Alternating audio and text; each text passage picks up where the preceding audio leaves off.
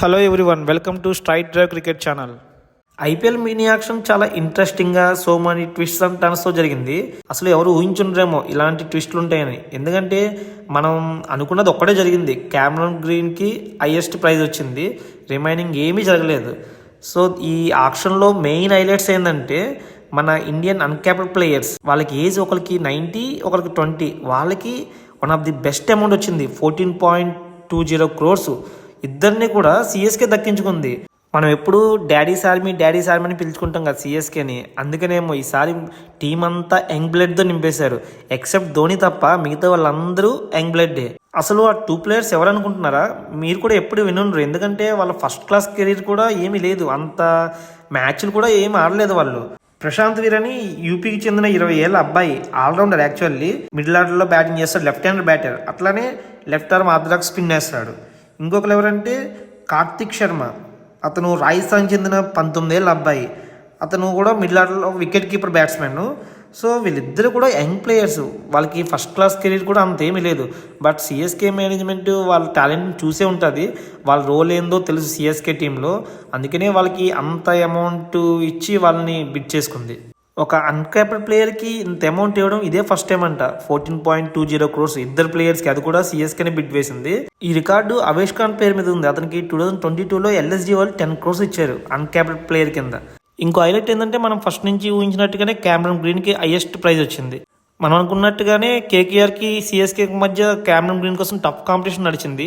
But ఫైనల్గా Kolkata team 25.20 crores దక్కించుకుంది Cameron గ్రీన్ని. అలానే ఇంకో ట్విస్ట్ ఏంటంటే వెంకటేష్ అయ్యర్, అతను కేకేఆర్కి కానీ సిఎస్కేకి కానీ వెళ్తాడు. వాళ్ళిద్దరు కూడా టఫ్ కాంపిటీషన్ నడుస్తుంది అనుకున్నాం కదా. సిఎస్కే అయితే అసలు బిడ్డే వేయలేదు వెంకటేష్ అయ్యర్ కోసం.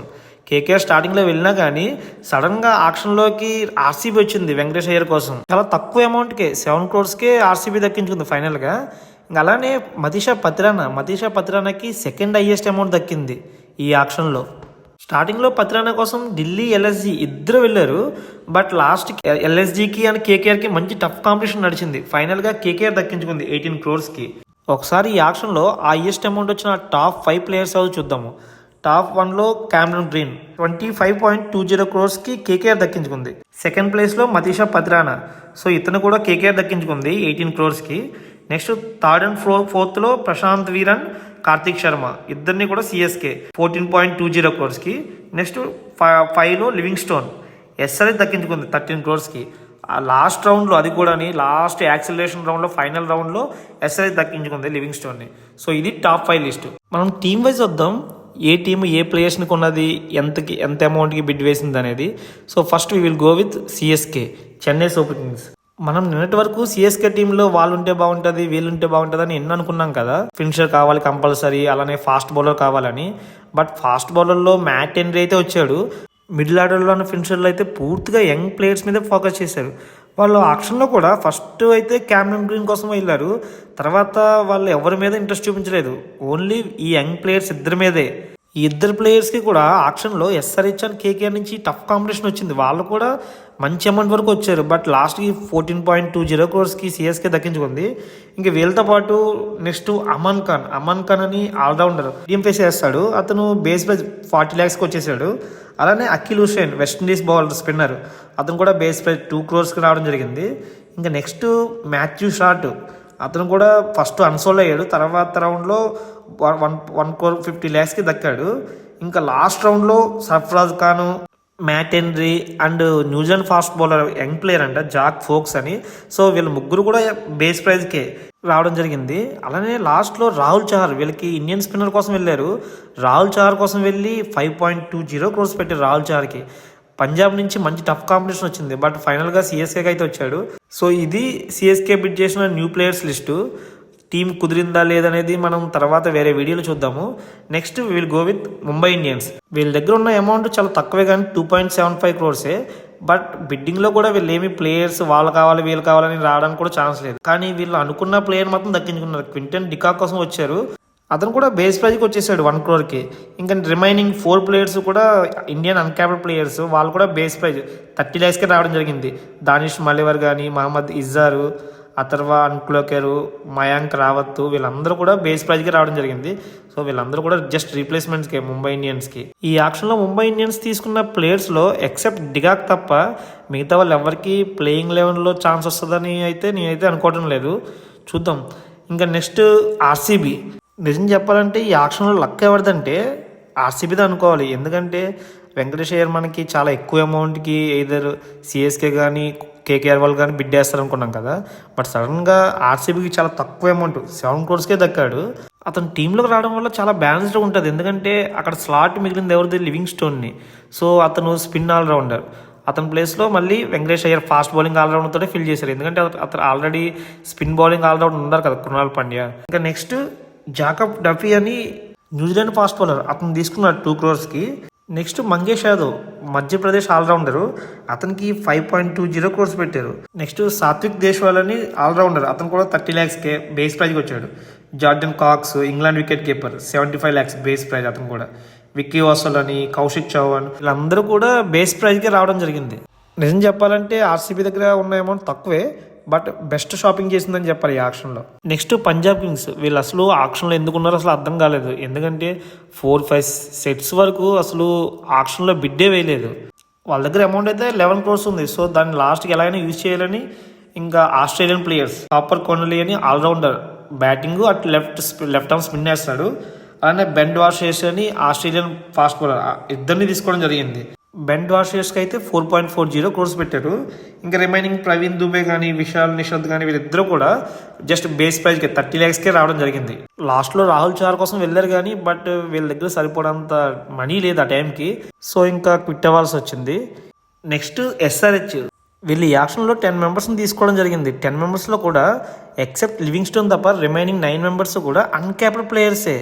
ఆ లివింగ్స్టోన్ కూడా లాస్ట్ రౌండ్లో, అది కూడా లక్కీగా, ఎందుకంటే రిమైనింగ్ టీమ్స్ దగ్గర మనీ అయిపోయింది కాబట్టి వీళ్ళకి వచ్చాడు. కానీ లేకపోతే అతను కూడా మంచి కాంపిటీషన్ ఉండేది లాస్ట్లో. సో లాస్ట్కి లివింగ్స్టోన్ అయితే 13 crores వచ్చాడు. అలానే షలీల్ అరోరా అని పంజాబ్ వికెట్ కీపర్ బ్యాట్స్మెన్, అతను కూడా 1.5 crores పెట్టింది. లాస్ట్లో జాక్ ఎడ్వర్డ్స్ ఆస్ట్రేలియన్ ఆల్రౌండరు, అతనికి 3 crores పెట్టింది, అది కూడా లాస్ట్ రౌండ్లో. ఇంకా నెక్స్ట్ రిమైనింగ్ ప్లేయర్స్ అంతా బేస్ ప్రైజ్ 30 lakhs వచ్చారు. షకీబ్ హుషేన్, వన్కర్ తార్మలే, అమిత్ కుమార్ అని, ప్రాఫుల్లింగే. సో వీళ్ళు ఇంకా శివం అవి అయితే 75 lakhs, అతను కూడా బేస్ ప్రైజ్కి వచ్చాడు. రిమైనింగ్ ప్లేయర్స్ అంతా బేస్ ప్రైజ్కే. సో వీళ్ళు తీసుకున్న బెస్ట్ పిక్ ఏంటంటే లివింగ్స్టోన్ అని చెప్పాలి. బట్ టీంలో ఎక్కడ పెడతారనేది లివింగ్స్టోన్ని చూడాలి. Next Gujarat Titans. సో ఆక్షన్కి ముందు మనం గుజరాత్ టీంకి ఫినిషర్ కావాలని అనుకున్నాం. సో మళ్ళీ దానికోసం మేబీ మిల్లర్ కోసం వెళ్తారేమో అనుకున్నాం, కానీ అదేం జరగలేదు. వీళ్ళు జసన్ హోల్డర్కి దగ్గరగా 7 crores పెట్టారు. మేబీ మరి అతన్ని ఆల్రౌండర్ కోసం తీసుకున్నారేమో. కానీ అట్లనే టామ్ బాంటమ్ అని ఇంగ్లాండ్ వికెట్ కీపర్, అతను కూడా బేస్ ప్రైజ్ కానీ 2 crores పెట్టారు. ఇంకా రిమైనింగ్ ప్లేయర్స్ అంతా కూడా ఇండియన్ అన్క్యాప్డ్ ప్లేయర్సే.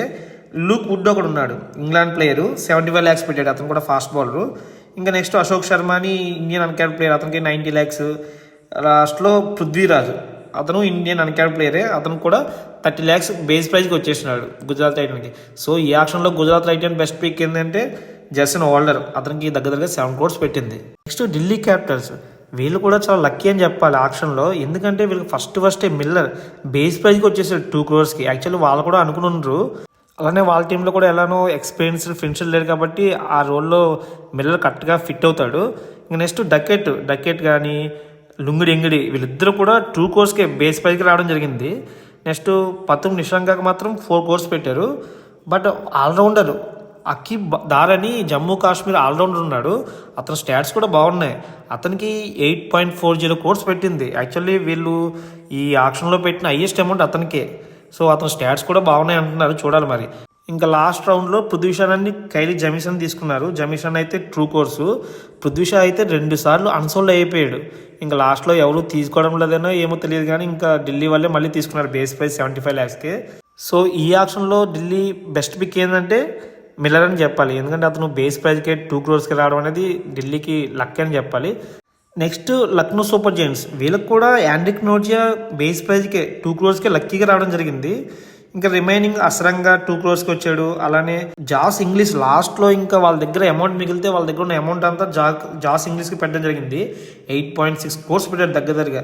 బట్ వీళ్ళందరినీ తీసుకున్నారు కానీ జాస్ ఇంగ్లీష్, యాండ్రిక్ నోటియా, అసరం కానీ వీళ్ళని ఎక్కడ ఇంక్లూడ్ చేస్తారో తెలియటం లేదు ఆ స్క్వాడ్లో. ఎందుకంటే టాప్ 3 కూడా ఫారినర్సే. మరాక్రమ్ కానీ, Mitchell Marsh, next Nicholas Pooran, అలానే సౌత్ ఆఫ్రికన్ ఆల్రౌండర్ బ్రిస్గిన్ కూడా తీసుకున్నారు. సో ఇంతమంది ఉండగా మళ్ళీ ఈ ప్లేయర్స్ని ఎక్కడ ఇంక్లూడ్ చేస్తారనేది తెలియదు. ఇంకోటి ఏంటంటే జాస్ ఇంగ్లీష్కి 8 crores పెట్టారు కదా దగ్గర కానీ అతను కేవలం ఈ సీజన్లో 4 matches మాత్రమే అవైలబుల్గా ఉంటాడని ముందే చెప్పాడంట. సో అయినా కానీ వాళ్ళు దగ్గరగా 8.6 crores పెట్టారు. ఇంకా ఇండియన్ అన్క్యాప్డ్ ప్లేయర్స్ కూడా ఉన్నారు. ముకుల్ చౌదరి అని వికెట్ కీపర్ బ్యాట్స్మెన్, అతను నమన్ తివారీ, అక్షత్ర రఘువంశీ వీళ్ళందరికీ కూడా క్రోర్స్లోనే. ముకుల్ చౌదరికి అయితే 2.60 crores, Naman Tiwari 1 crore, Akshat Raghuvanshi 2.2 crores కొనుక్కున్నారు ఎల్ఎస్జీ వాళ్ళు. సో దీంట్లో బెస్ట్ పిక్ ఏంటంటే యాండ్రిక్ నోటియా అని చెప్పాలి, 2 crores. మిగతా వాళ్ళు ఎవరు కూడా బిడ్ వేయలేదు. సో లక్కీగా ఎల్ఎస్జీకి ఈజీగా దొరికేశారు. నెక్స్ట్ రాజస్థాన్ రాయల్స్, వీళ్ళు కూడా దగ్గర 9 players కొన్నారు ఈ యాక్షన్లో. దాంట్లో రవి బిష్ణోయ్ స్పిన్నర్, అతను 7.20 crores వచ్చాడు. తక్కువ అమౌంట్ అని చెప్పాలి, ఎందుకంటే స్పిన్నర్కి అంత డిమాండ్ ఉన్నా కానీ తక్కువ అమౌంట్కి వచ్చాడు. ఎందుకంటే వీళ్ళు ఇద్దరు స్పిన్నర్లు, తీక్షణాని అండ్ అసరం కానీ ఇద్దరిని రిలీజ్ చేశారు. సో కంపల్సరీ స్పిన్నర్ అనేవాడు అవసరం, అది కూడా కొంచెం ఎక్స్పీరియన్స్ ఉన్నవాడు. సో రవి బిష్ణోయ్ పిక్ అనేది చాలా బెస్ట్ పిక్ అని చెప్పాలి. అలానే విఘ్నేష్ పుత్తూర్, ఎస్ రాజు ఇద్దరు కూడా లెగ్ స్పిన్నర్స్. వాళ్ళు కూడా బేస్ ప్రైజ్కి రావడం జరిగింది 30 lakhsకి. ఇంకా సుశాంత్ మిశ్రా అని ఫాస్ట్ బౌలర్, అతను కూడా 90 lakhs. Next Ravi Singh 95 lakhs, Aman Rao 30 lakhs. So వీళ్ళందరూ కూడా ఇండియన్ అన్క్యాప్డ్ ప్లేయర్స్. వీళ్ళందరూ బేస్ ప్రైజ్కి రావడం జరిగింది. లాస్ట్లో ఆడే మిల్ని, అతనికి 2.40 crores పెట్టారు, న్యూజిలాండ్ ఫాస్ట్ బౌలరు. ఇంకా లాస్ట్ రౌండ్లో కుల్దీప్ సేన్, అతను ఇంతకుముందు ఆల్రెడీ రాజస్థాన్కి ఆడడం జరిగింది. అతను కూడా బేస్ ప్రైజ్ 75 lakhsకి రావడం జరిగింది. సో దీంట్లో బెస్ట్ పిక్ ఏంటంటే రాజస్థాన్ రాయల్స్కి ఈ ఆక్షన్లో రవి బిష్ణోయ్ అని చెప్పాలి. లాస్ట్ కోల్కతా నైట్ రైడర్స్, ఎందుకంటే వీళ్ళ దగ్గర చాలా అమౌంట్ ఉంది, 63 crores ఉంది దగ్గరగా. అలానే 13 players దాకా తీసుకోవాలి. ఆప్షన్లో ఎలాంటి స్ట్రాటజీస్ యూజ్ చేస్తారు, ఎలాంటి ప్లేయర్స్ని తీసుకుంటారు అనుకున్నాం కదా. బట్ వీళ్ళు కరెక్ట్గా చేశారు. అనుకున్న వాళ్ళ స్లాట్స్ అన్నీ ఫిల్ చేసుకున్నారు. ఎందుకంటే ఒకసారి చూస్తే మనం వాళ్ళ దగ్గర ఫస్ట్ ఖాళీ ఉన్న స్లాట్ వికెట్ కీపర్ అనుకున్నాం. వికెట్ కీపర్ ప్లేస్లో ఫిన్ అలెన్ తీసుకున్నారు. 2 crores బేస్ ప్రైజ్కి వచ్చేసాడు అతను. అలానే మన Indian uncapped players Tejaswini Singh అని, అతను కూడా వికెట్ కీపరే, అతను కూడా 3 crores రావడం జరిగింది. ఆల్రౌండర్ ఎప్పుడు అనుకున్నాం క్యామరన్ కేకేఆర్కి కానీ సిఎస్కేకి వస్తాడని. సో కేకేఆర్కి రావడం జరిగింది 25.20 crores, one of the highest bid in this auction. అలానే నెక్స్ట్ మనం ఫాస్ట్ బౌలర్ కావాలనుకున్నాం. వీళ్ళకి కంపల్సరీ ఒక ఫాస్ట్ బౌలర్ ఉండాలి అనుకున్నాం. వాళ్ళ ప్లేస్లో లక్కీగా మతీష పతిరానా రావడం జరిగింది. మనం ఇది ఊహించలేదు, నిజంగానే ఎక్స్పెక్ట్ కూడా చేయలేదు ఎవరుని. అతను కూడా సెకండ్ హైయెస్ట్ బిడ్ 18 crores పెట్టారు వీళ్ళు. అలానే బంగ్లాదేశ్ ఫాస్ట్ బౌలర్ ముస్తఫిజుర్ రెహమాన్కి కూడా 9.20 crores పెట్టారు. ఎవరు ఊహించలేదు, అతను కూడా ఊహించుంటారు నాకు ఇంత అమౌంట్ వస్తుందని.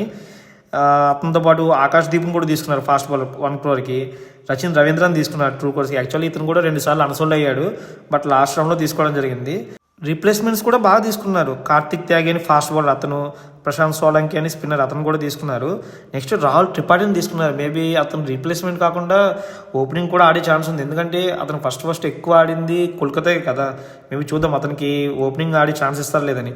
అలానే Tim Seifert and New Zealand wicket keeper, అతను కూడా మేబీ రీప్లేస్మెంట్ తీసుకున్నట్టున్నారు ఫిన్ అలెన్కి. అతన్ని 1.50 crores పెట్టారు. ఇంకా ఉన్నారు Indian uncapped players, Sarthak Ranjan అని 30 lakhsకి బేస్ ప్రైజ్కి వచ్చాడు. దక్షక్ కామ్రా అని అతను కూడా 30 lakhsకి బేస్ ప్రైజ్కి రావడం జరిగింది. సో ఇది కేకేఆర్ ఈ ఆక్షన్లో కొనుగొన్న ప్లేయర్స్. సో దగ్గరగా గ్రీన్కి అని మతీష పతిరానాకి వాళ్ళకున్న 63 crores అమౌంట్లో 43 crores పెట్టారు. బట్ రిమైనింగ్ 20 crores కానీ ఇంత మంచి ప్లేయర్స్ని కొన్నదంటే నిజంగా గ్రేట్ స్ట్రాటజీ అని చెప్పాలి. ఆక్షన్ అయితే కంప్లీట్ అయిపోయింది. ఎవరు అనుకున్న ప్లేయర్స్ వాళ్ళ టీంలోకి వచ్చారు. ఆక్షన్ మొత్తానికి హైలైట్ ఏంటంటే ఇద్దరు యంగ్ ప్లేయర్స్, ఎందుకంటే అంత చిన్న ఏజ్లో 19-20 ఏజ్లో అంత అమౌంట్కి, అది కూడా ఐపీఎల్లో ఆక్షన్లో సోల్డ్ అవుట్ ఆడడం అనేది నిజంగా గ్రేట్. అది కూడా సిఎస్కే టీంలో ధోని కింద ఆడడం అంటే అదృష్టం అని చెప్పాలి వాళ్ళకి. ఏమనుకుంటున్నారు, సిఎస్కే ఆక్షన్లో వాళ్ళకి అంత అమౌంట్ పెట్టి కొన్నది కదా, వర్త్ అనుకుంటున్నారో కాదనుకుంటున్నారో కామెంట్ చేయండి.